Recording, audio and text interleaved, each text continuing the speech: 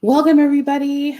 Hello, hello. If you are watching me on LinkedIn or YouTube, I hope you're doing well. We're going to get started in a moment. Government contracts made simple. So, why did I want to do this? Why was it important for me to talk about government contracting? And especially in this season where there is a lot of uncertainty when it comes to the government. A lot of people don't like the current administration. A lot of people don't like the previous administration, let's be honest.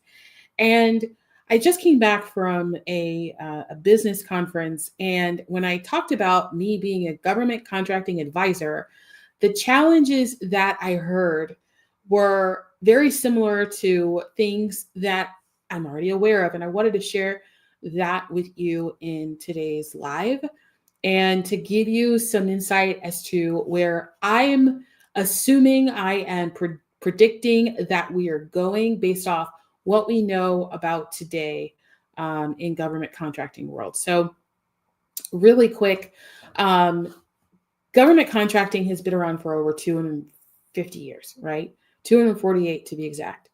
And 248 years of something working over and over and over again typically is not a fad. It's not a trend. It is just something that just exists.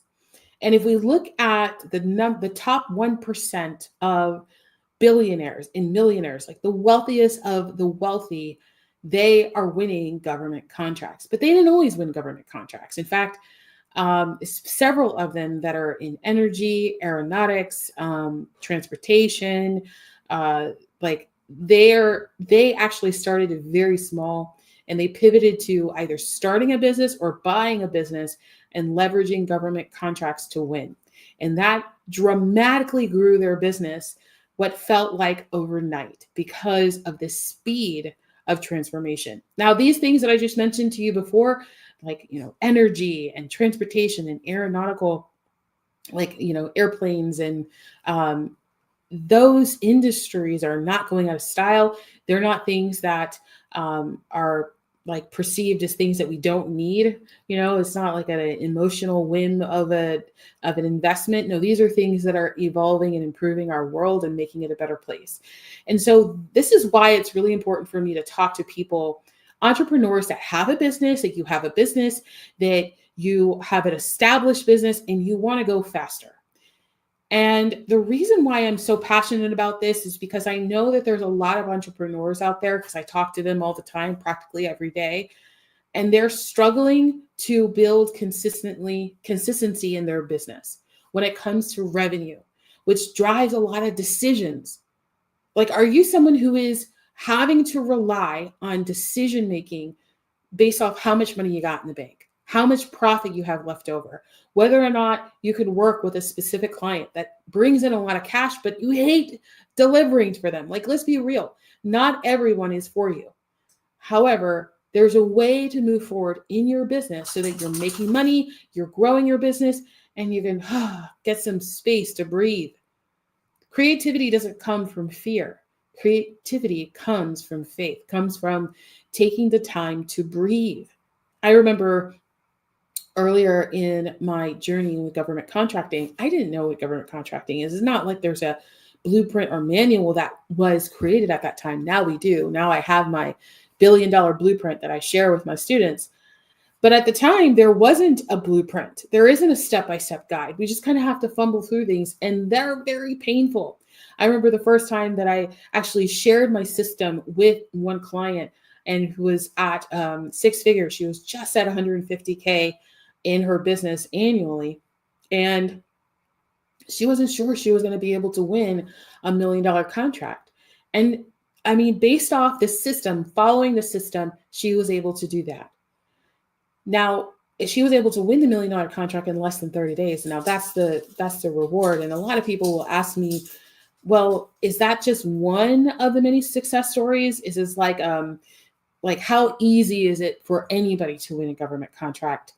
And the truth is if you've ever bought a house, you've leased one, or you've bought or leased a car, it's a lot easier to do government contracting than it is to deal with the paperwork. and you're getting paid. Like on the other side of doing government contracts, you get paid to do what you do. So there's a lot of noise out in the world and about government contracting. I just wanted to share some insight in how I perceive it. I know that it's going to be unique and different from how everybody else does it, but I really don't care. I'm here to help people build legacies, generational wealth. I'm not here to just get you a quick buck because I don't believe in that. I believe in longevity, right? You know, if your business can outlast you, then we've done the job, right? Especially when we're thinking about why we're even in business, what we're actually doing. We're not just making money, we're actually breaking a lot of chains, a lot of misunderstandings in terms of how we're supposed to live. We're not supposed to be controlled by money. In fact, by being controlled by money, we actually elevate money above all other things. So if you are religious, if you believe in God, that's a sin, right? So we don't want to do that. We want to use money as a tool to impact people's lives, to transform people's lives. And that's what I help people do. Government contracting is just a vehicle, but we need to understand why it is a vehicle that most people don't even know exists. Well, I'm going to tell you why. I'm going to tell you why this is based off research, understanding history, actually doing my due diligence to share with you this information. Government contracting is here to help you to build your business. You don't need to be a minority. You can actually start winning government contracts. You actually don't even need to live in the United States to win US government contracts. And there are contracts that you can win beyond the US. Okay. This is just the number one buyer, but there are other countries that you can do business with. UK, China, Mexico, there are government contracts because it's government. Okay. So if there's a governing body where there's an exchange of taxes, then they're more likely there are government contracts. Easy way to find this out is to Google procurement and then the state, the county, the country, whatever. You can ask ChatGPT, hey, can I do government contracts with this country? These are easy things for you to start really understanding what's available for you. Now, when you start seeing what's available for you and you start realizing that, wow, winning $1 million contract is probably on the lower side of what's available. And I say this with all truth. I've helped my clients. I've achieved over $4.4 billion in 4 years. And one of the largest contracts that I've helped my clients win was a $1 billion contract. It was a little bit over $1 billion. Now, how is that possible? It's because they just delivered on what the government was saying that they needed. It wasn't more complicated than that. And a lot of people will hear this and say, well, I don't have the infrastructure. I'm not that big. It's just me. I don't want to have a team, just all of these excuses. And what I'm saying to you right now is that you don't need a team. There are different strategies that you could leverage to stay a solopreneur, to stay small if you'd like, and delegate a lot of the scope of work, delegate the specific contract to other businesses, other people, so that you can own the contract, but then delegate to them so everybody wins. It's a win-win-win. Everybody wins, okay? There's a lot of different things that you could do. Now, why I'm sharing this with you, because I believe that we're in a season of change. I don't know if you feel it. I feel it. There is a season of change. And I believe that the change is here because it's here to help us go faster. So one of the strategies that I'm focused on for my business is leveraging government contracts to buy and optimize businesses. There's a huge wealth transfer occurring right now, and there's a lot of businesses that are on sale right now, a lot, okay? And their value is low. Their value is low because it's all service driven, it's manual labor, etc. It's probably going to be one of the last. I'm looking at businesses that are going to be one of the last to be replaced by AI or robotics. And when I look at them, I'm just like, this is like a $3 million, a $5 million business.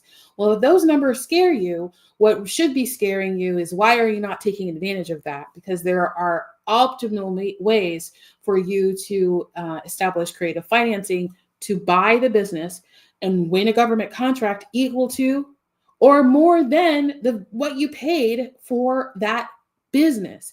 So we start thinking a little bit bigger than ourselves, and we can see the opportunities that lay right on the other side of lifting a veil. And that veil specifically is made of the word government. It's just a government. That's what the veil is. It's the word government. Every time I talk to people and I ask them, every single time, I don't exaggerate this, every time I talk to someone about government, there's always a delay. Like they're just like, oh, I don't like the government. Oh, I don't want to have anything to do with the government. And they're thinking about the media's perspective of the government, not the opportunities they have locally. And this is what I stress, that there are opportunities for you to do business with the government at the local and state level.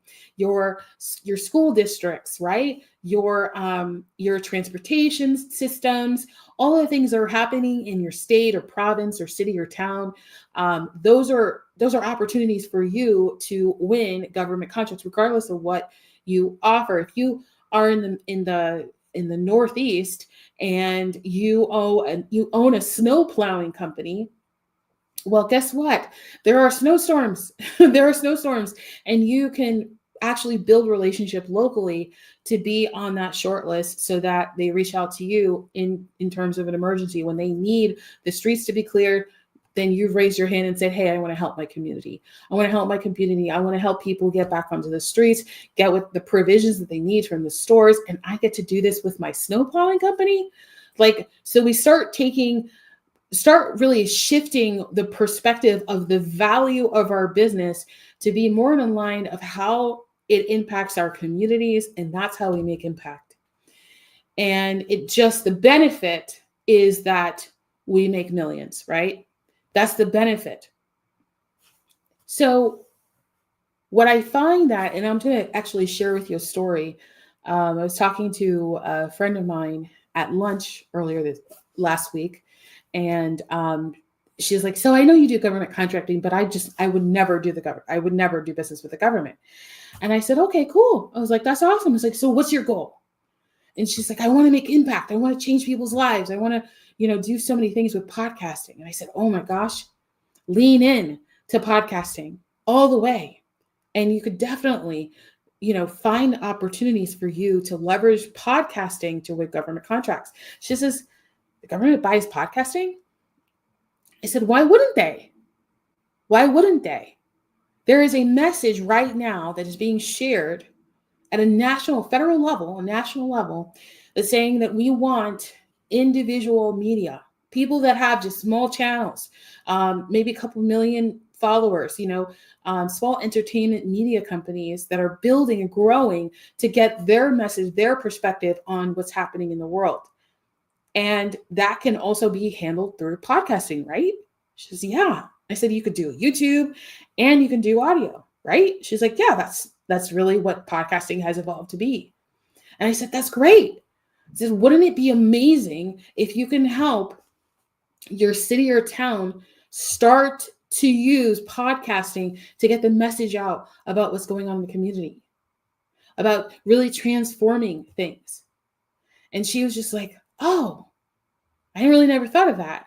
And I said, I bet it's because you were stuck on the word government. Like if I just said contracting, you'd be okay with it. She says, absolutely. It's just contracting. And I said, exactly. It's just an exchange of goods and services for money. That's it, right? She says, yes. I said, okay, if we take the word government off and we just look at what it really is, then what is it? She's like, it's business. I said, it's business. It's just about making the government a client. That's all you're doing. But there's more than one entity in the government. There are departments, there are agencies, there are districts, right? There's just a lot of different types of clients. And so the veil that needs to be lifted over your eyes, like just lifted right over your eyes, so you could toss it to the side and see that the opportunity is there for you, is financial literacy. It's something that I definitely was challenged to share that with you because I didn't want to come across as someone who was preaching in any way. But let's really look at this data. Let's look at the stats. And in fact, I challenge you to look at the stats. Financial literacy in your country. If you're in the US, you already know that this is a huge challenge that we struggle with. But if we look at what money is and the value of money and the impact of money, and knowing that in order to make it more impact, we need more money, then what is stopping us from just saying, "Well, you know what, I'm going to go get the money that's literally right there for me right now, right there. It's available for you." Do you need to have an established business? No, but you could do a lot better if you did. You could go a lot faster if you did. I was talking to another colleague of mine a few weeks ago. He's not a client of mine, but he shared with me a really good story. And I met him at a conference last month. And I said, I want to follow up and just want to ask you, are you doing government contracts? He goes, oh, yeah. I said, cool. I was like, oh my gosh, let me pick your brain. I want to know why you did government contracts. And he told me this amazing story. Ray, if you're hearing this out, shout out to Ray. He's amazing. And he shared with me this story. And he says, well, I got my SAM registration years ago. And he's in software. And he's like, but I didn't find anything that was going to be a good fit for my business. Well, I talk about that in my masterclass tomorrow and why that was. But I explained to him, I said, were you just looking at active contracts? And he goes, yes. I said, okay, well, that's where you went wrong. But so I said, okay, come on. And he says, well, I got it registered years ago. And just about a year ago, I went to this networking event and I met this young lady, brand new to business. She actually didn't even set up her LLC yet. She was about to, and she was talking about government contracting. And her goal was to win government contracts. And then just a few months after that, and I think it was about 6 months, he said, I saw her again, and she had won $1 million contract. And I thought, what the heck am I doing? It took me years to get to $1 million, and she was able to do it in a few months. I said, exactly. I was like, isn't it interesting that you could literally do your 5-year business plan in a year? And he's like, yeah, it was just insane. So I still couldn't find active contracts that my business could do. I said, cool. And he said, well, but what I did is that I leveraged my brother's business to win a government contract. I said, I didn't even think we were going to win. I just I talked to my brother, and he's an armory, and I just kind of worked it out. And now he's delivering, armory services and fulfillment to the government at the local level. And I said, exactly. This is how government contracting works. So when people are saying to me that they can't find opportunities, the problem is that you're looking in the wrong place, or you don't know who is buying what you sell. So what I'd like to do for the rest of the time together today is share with you the system. And if it's okay with you, when you listen to this, what I'd like you to do is just go to comment below and let me know this served you. And if you have any questions about anything I cover, let me know. I'm happy to engage in a DM or a comment below. It's totally cool. Whatever I can do to help you just get on your journey. Now, my 5-step system starts with prepare. There's a lot of things that we do before we actually take action on government contracts. The industry average to win a contract is 23%. 23. I don't know about you, but if I did something 10 times, I want a better conversion rate than 2 out of 10. I want something around 5, at least half and half. You know what I mean? Keep me motivated to keep doing it, right? Well, with this system that I'm going to share with you, we actually have a 74% win rate, which means that every 8 out of 10, we've been able to get results for our clients. So how? Is because we follow this system. So it starts with prepare. Prepare is all about knowing what your business does and what you're willing to do. Okay. So yes, you can find a contract. I'm just going to say that now. Yes, you can find a contract that's in the millions in what you do. I'm going to say that now. I've seen so many thousands of RFPs and contracts for various different industries. But it starts with really setting parameters. Why? Because there's an abundance, there's an overflow, there is an unlimited amount of opportunities, and you want to know who you are first before you go into the marketplace, because that's where people get stuck. they get registered, they don't see a contract, and then they forget about it because they didn't see it, it's not active, and so they move on with their life and they say it's hard to win a contract. And it's not true. The truth is we need to prepare our business before we move on to step 2, which is target.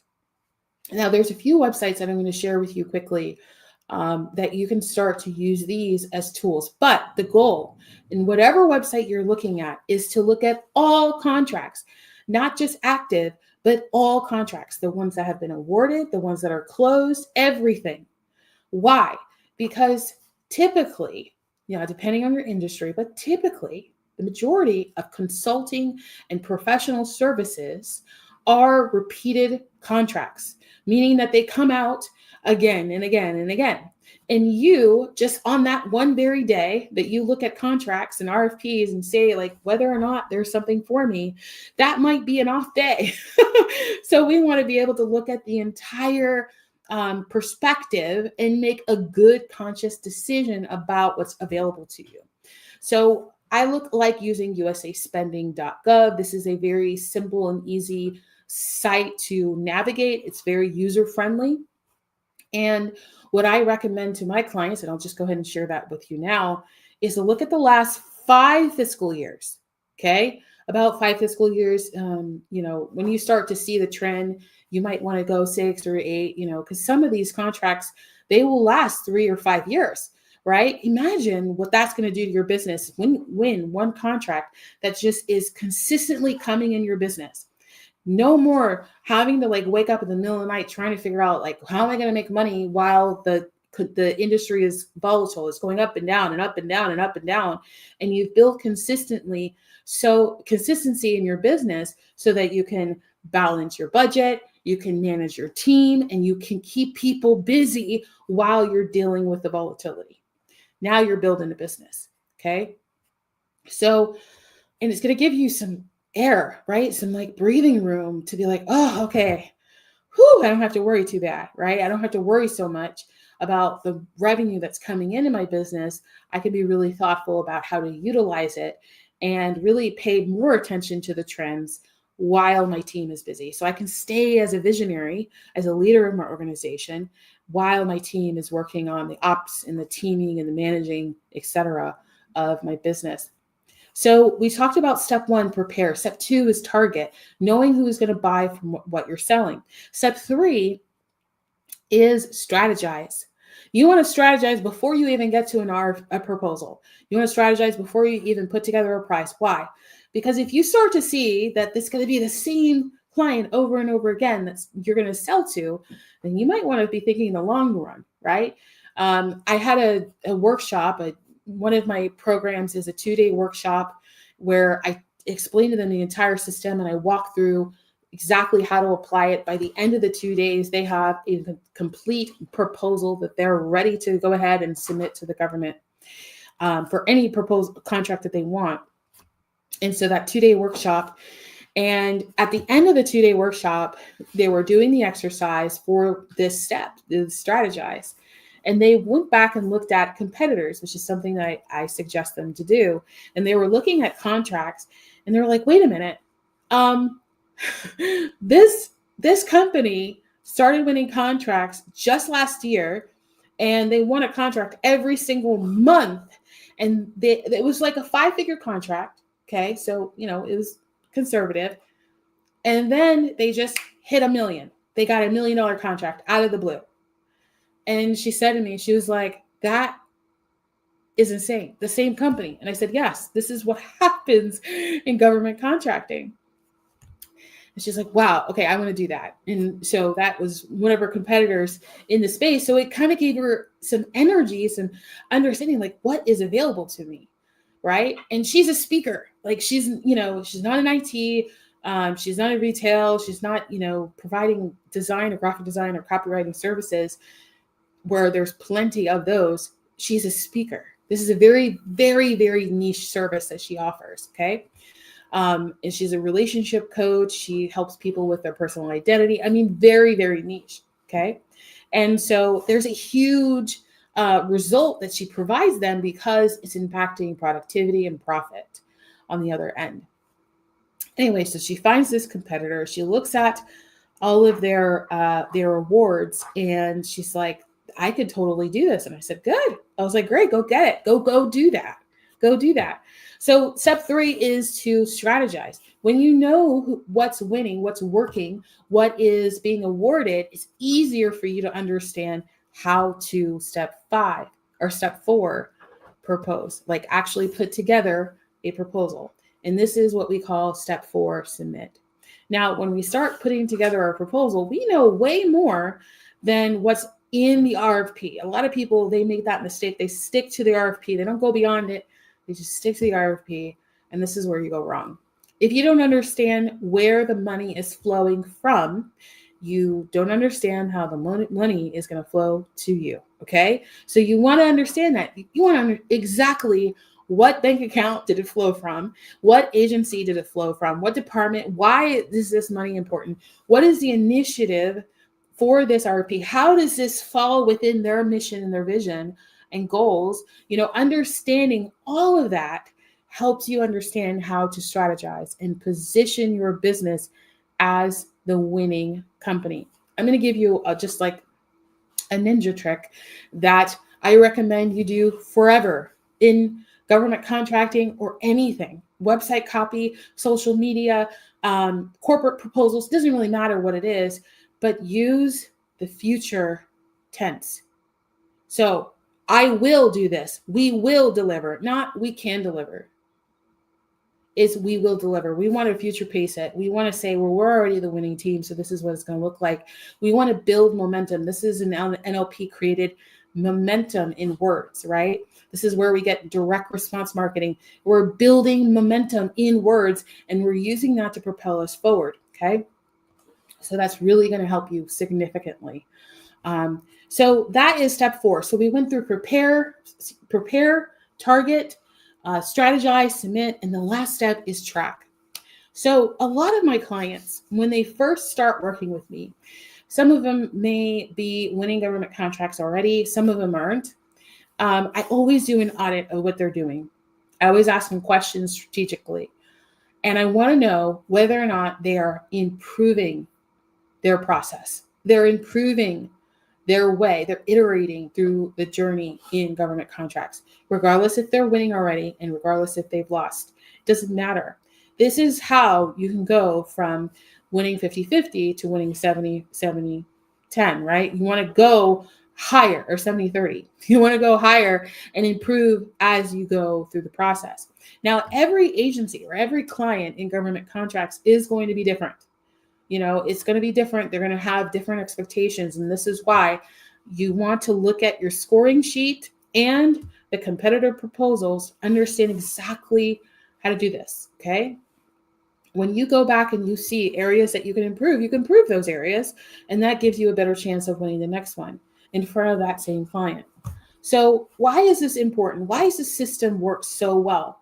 Because it goes back to the basic principles of market research and marketing in general. When you understand your client, before you even open your mouth, when you understand the pain points and problems of your client, you will improve your results. And it's a win-win, right? Or sometimes a win-win-win if you're using subcontractors.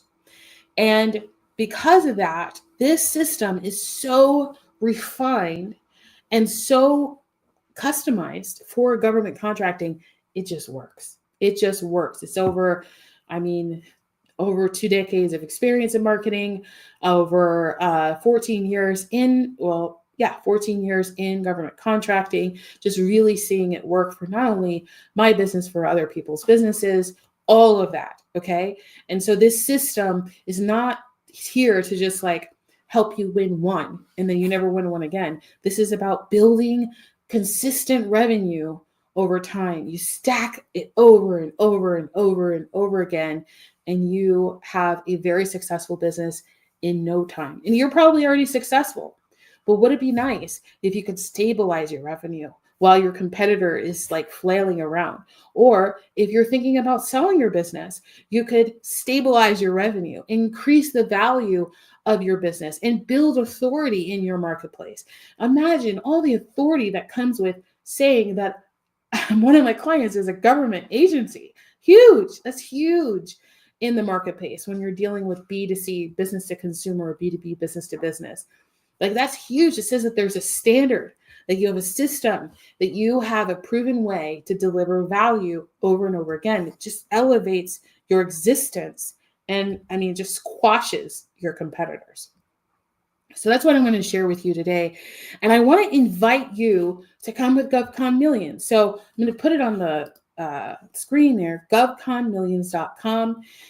We're having a masterclass tomorrow. It's extremely fun, to be honest. I have a lot of fun in this class because we go through the steps of winning government contracts. I go through the system. You're able to get questions answered if you upgrade to VIP and get a customized strategy for your business. Wouldn't it be nice if you walk away from the masterclass with like a specific step-by-step strategy on how to win government contracts for your business? That is what we do in VIP. You come to general admission, you still get a great experience. You still have a ton of fun, and you still walk away with guaranteed an understanding, a better understanding of what's going on in government contracting. No, I'm not concerned about this administration. No, I'm not concerned about any of that. This is just spring cleaning. This is something, well, I'm not going to get too political, but this is something that Clinton actually established years ago. It wasn't called DOGE, it was called something else. So if you can go look it up and see that this system was already in place, it just was never put into action. So they're just putting into action, cleaning up, and we will still have a tremendous amount of opportunities to win and grow our business. Because at the end of the day, small businesses are what makes the world go round. So they know that, we know that. Let's take advantage of the opportunities that are already available to you so that you can take your business to the next level, not tomorrow, not next year, but right now, right? Because time is fleeting. So we want to make sure that we're leveraging every moment of the day so that we can win more and be our best versions of ourselves, not just for us, but for our people. All right, guys. Well, thank you so much for letting me pour into you today. I hope to see you at GovCon Millions Masterclass tomorrow at 10 a.m. Eastern Standard Time, and just pour into you, answer your questions, give you some clarity, and make it as simple as possible for you to win government contracts. All right, take care. God bless.